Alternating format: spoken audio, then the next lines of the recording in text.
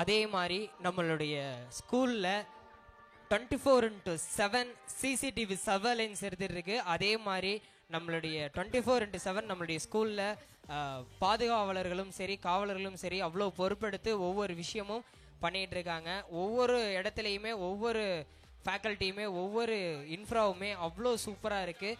So நம்மளுடைய பள்ளி வந்து ரொம்ப பாதுகாப்பான ஒரு இடத்துல நம்ம வந்து குழந்தைகளை நம்ம சேர்த்துருக்கோம்னு நினைக்கும் போது லிட்ரலி ஒரு பார்ட் ஆஃப் த ஃபேமிலியாக நானும் ரொம்ப சந்தோஷப்படுறேன். இதை சொல்கிறதுலேயும் எனக்கு வந்து ஒரு பெரிய அளவில்லாத ஒரு சந்தோஷம்.